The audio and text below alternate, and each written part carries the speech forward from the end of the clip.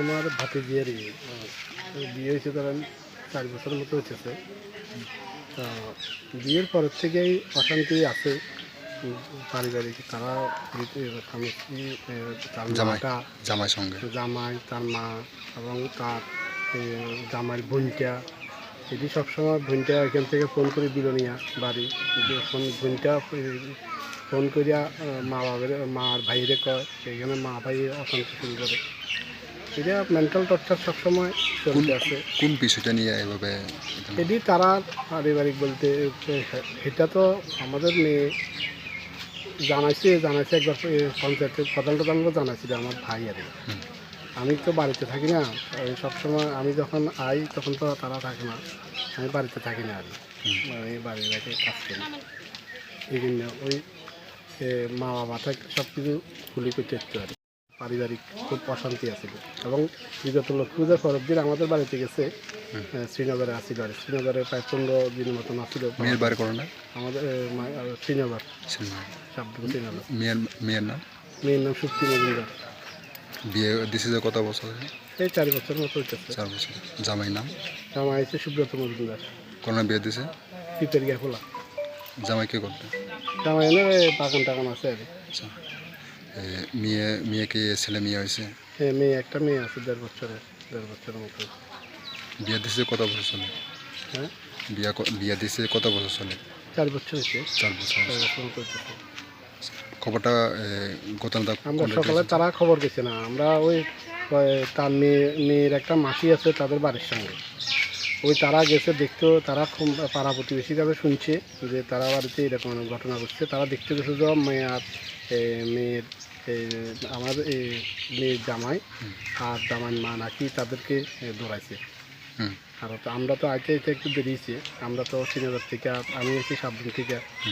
আর আমার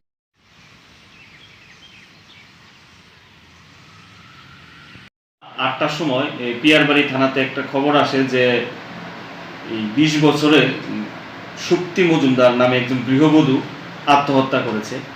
সে মোতাবেক আমরা যাই, যে জায়গাতে আত্মহত্যা করেছে এটা পিপারিয়া খোলা বলে, ওয়েস্ট পিপারিয়া খোলা। ওই জায়গাতে যাই, তারপরে বডি ওইখান থেকে শিফট করে নিহানগর হাসপাতালে আনি। ওখান ওর পোস্টমর্টম চলছে, একটা টিম অফ ডক্টর দিয়ে আমরা পোস্টমর্টম করাচ্ছি। যে ডিজিজদের শক্তি মজুমদারের যে ফ্যামিলি আছে, ওর বাবা মা, ওদের এলিগেশন হচ্ছে যে ওর শ্বশুরবাড়ির লোকরা ওকে মেরে ঝুলিয়ে রেখেছে এবং তার উপর বিভিন্ন সময় টর্চার হতো। ওদের বক্তব্য অনুযায়ী শক্তিকে তারা 3 বছর আগে বিয়ে দিয়েছিল। একটা মেয়ে আছে বর্তমানে শক্তির। তো 3 বছর আগে বিয়ে দিয়েছে, বিভিন্ন সময় ওর উপর টর্চার করতো, যেটা আমাদেরকে বলেছে। তারা এখনো লিখিতভাবে কোনো অভিযোগ দেয়নি, এখন পোস্টমর্টম চলছে। পোস্টমর্টম শেষ হওয়ার পর ওরা থানাতে অভিযোগ দেবে। তারপর তাদের যে প্রিলিমিনারি যে কমপ্লেন আছে না, ওইটা বলে আমরা যে শক্তির হাজব্যান্ডকে থানায় নিয়ে আসি, এক প্রকার ওকে অ্যারেস্ট করে নিয়ে আসি থানা। আর ফর্মাল রেজিস্ট্রেশনটা, এটা কেসটা একটু পরে হয়ে যাবে। হাজব্যান্ডের নাম হচ্ছে সুব্রত মজুমদার। মেয়ের পক্ষ থেকে কোনো মামলা করছে? মেয়ের পক্ষ থেকে মামলা করেনি, ওরা জানিয়ে গেছে একটু আগে যে আমরা স্যার পোস্টমর্টম শেষ হলে পরে আমরা আপনার থানাতে এসে অভিযোগটা করব। ডেড বডি তারা আপনারা দেখার পরে মানে গাড়িটা কি দেখছিল, স্পট উপর আছে এরকম কোনো? না, ওরা ডেড অ্যাকচুয়ালি ওই পিপারিয়া খোলার যে প্রতিবেশী যারা আছে, ওর বাড়ির প্রতিবেশী যারা খবর দেয় যে এরকম শক্তি আত্মহত্যা করেছে, তো তারা এটা কিছুতেই মেনে নিতে কোনো মতেই সুইসাইড করতে পারে না, ওকে মেরে ঝুলিয়ে রাখা হয়েছে। আপনারা কি দেখছে তার গাড়িতে কোনো স্পট আছে? মেয়ের গাড়িতে কোনো ইনজুরি মার্ক পায়নি, বাকিটা তো সবটা পোস্টমর্টম রিপোর্টের পরে চলে আসবে। আর হাজব্যান্ডকে কি জন্য থানাতে নিয়ে আসলো? হাজব্যান্ডকে তো এক প্রকার মানে যে প্রিলিমিনারি অভিযোগ পেয়েছি, আপাতত ওকে এনেছি থানার মধ্যে।